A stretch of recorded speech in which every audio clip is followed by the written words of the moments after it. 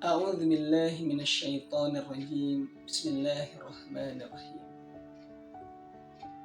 Beli lakban untuk menambal nampan, guratan beban manusia tampan.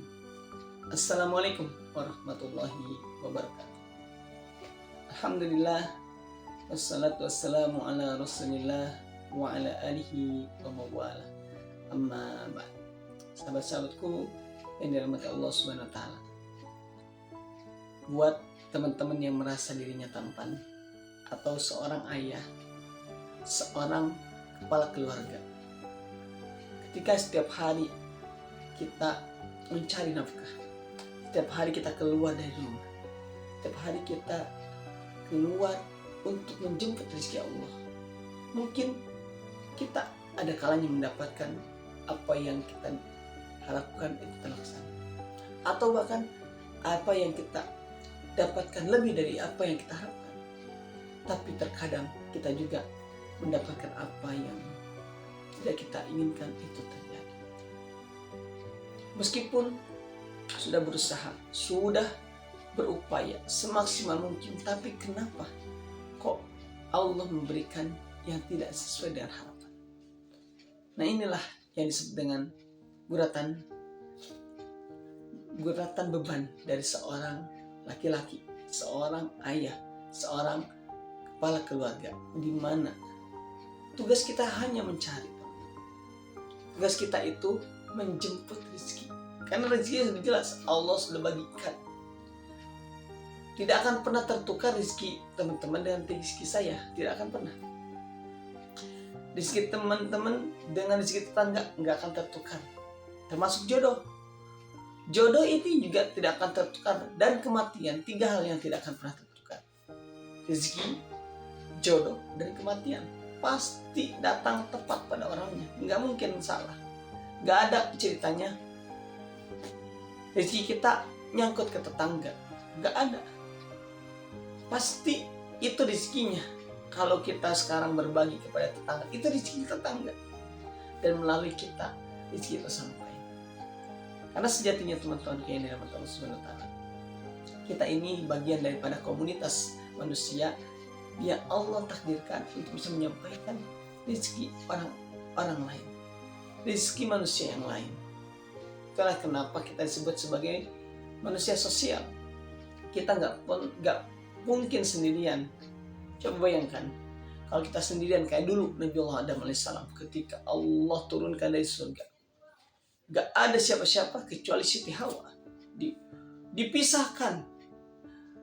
Yang satu di mana, yang satu di mana. Dunia yang seluas ini hanya mereka berdua. Hari ini kita lihat ke kanan rumah, ke kiri rumah. Dulu enggak. Nah, makanya kita sekarang harus senantiasa berdekatan dengan tetangga. Bahkan sampai Rasulullah menyampaikan bahwa seakan-akan tetangga ini seperti orang yang perlu mendapatkan warisan. Padahal enggak. Sampai saking dekatnya. Dan kaidah ketika bertetangga, Rasulullah SAW juga menyampaikan,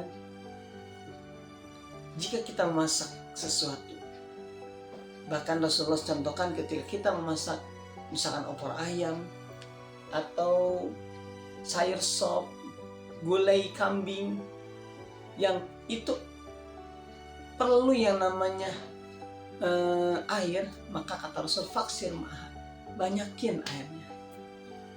Kenapa? Biar bisa dibagikan. Lihat tetangga seberang, bagikan. Lihat di sebelah kanan ada tetangga, bagikan. Di sebelah kiri, bagikan. Dan itu adalah bagian daripada sosialisasi. Nah, teman-teman yang dirahmati Allah Subhanahu wa taala, kita sebagai seorang ayah, sebagai seorang calon ayah, sebagai seorang laki-laki, jangan pernah menjadikan beban ini sesuatu yang membuat kita tidak bisa move on. Jangan kayak orang yang sedang patah hati. Jangan kayak orang yang sudah putus harapannya. Dia nggak tahu harus melangkah bagaimana. Dia yang terpikirkannya, mati aja dah. Ini jangan sampai terjadi sama kita, teman-teman. Karena kita punya Allah. Kita punya Allah yang sudah menciptakan kita. Dulu kita nggak ada, kita dilahirkan dari orang tua kita.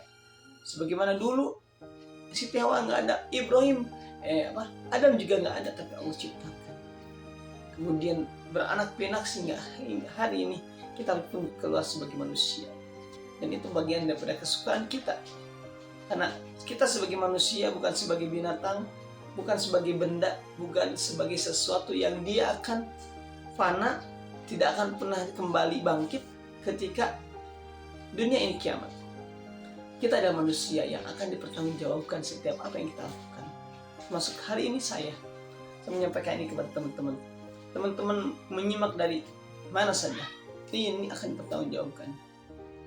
Kalau memang ada manfaatnya, maka insya Allah ini akan menjadi bahan amal. Tetapi jika tidak ada manfaatnya, maka ini akan menjadi sebuah tuntutan atau pertanggungjawaban yang akan memberatkan saya selaku yang menyampaikan. Teman-teman yang dirahmati Allah Subhanahu wa taala. Oleh karenanya pesan saya sebagai seorang laki-laki, sebagai seorang sahabat, sebagai saudara seiman, yuk kita jadikan setiap apa yang terjadi kepada kita itu adalah bagian daripada takdirnya Allah. Jangan sampai kita menjadi kufur, kita menjadi tidak bersyukur, kita menjadi menjauh karena dari Allah ketika Allah takdirkan sesuatu itu tidak sesuai dengan harapan kita. Kita misalkan pengen nikah, kok belum dapat, jangan sampai itu menjadikan kita jauh dari Allah. Atau ketika sudah dapat, kok nggak sesuai dengan harapan, jangan sampai itu membuat kita menjadi kufur. Setelah dapat pasangan, kok nggak dapat anak ini, jangan sampai itu membuat kita husnuzon kepada Allah.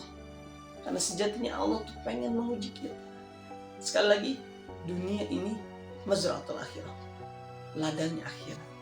Kita bagaikan seorang petani, menanam di dunia ini, mau kebaikan, mau keburukan, dan kita pasti akan tuai itu.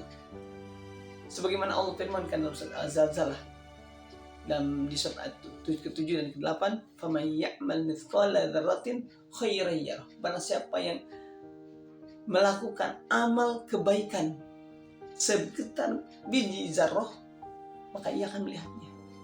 Di ayat terakhir, wa may ya'mal mithqala dzarratin syarran yarah. Dan barang siapa yang melakukan amal keburukan, ia pun juga akan melihatnya.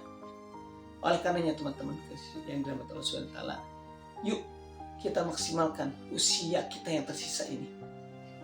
Saya nggak tahu Anda duluan atau saya duluan. Kita nggak akan pernah tahu ibu kita duluan atau kita yang duluan sebagai anaknya, atau kita sebagai orang tua yang duluan atau anak kita yang duluan. Kita nggak pernah tahu, karena kematian bukan berdasarkan usia. Boleh usianya muda, tapi ketika sudah takdirnya meninggal atau kembali. Ada yang usianya udah tua di atas 100, belum waktunya kembali, tetap aja hidup. Nah, oleh karenanya bukan masalah usia, bukan masalah apapun, tetapi bagaimana kita mengisi setiap waktu yang Allah berikan ini dengan kebaikan. Ketika Allah berikan sesuatu yang buruk, maka sikapi dengan kebaikan. Kita berhusnuzan kepada Allah. Oh, sekarang saya belum dapat jodoh, boleh jadi Allah sudah siapkan jodoh yang terbaik. Hari ini saya belum dapat pekerjaan, boleh jadi Allah siapkan pekerjaan yang lebih pas dengan kondisi kita. Saya kok cita-citanya belum tahu juga tercapai, boleh jadi itu tidak sesuai dengan kita. Bagaimana kayak kita bisa melihat pengalaman dari guru saya Agim, Ustaz Asad Latif, yang mereka pengen banget seperti jadi TNI, jadi ABRI, pengen. Karena memang kalau Agim memang keluarga TNI, Ustaz Asad Latif pengen seperti itu, tapi ternyata nggak jadi, nggak bisa. Kenapa? Allah takdirkan, kata AA ataupun Ustaz Asad, posturnya kurang pas untuk menjadi TNI. Istilahnya kalau kata Ustaz Asad, ceper.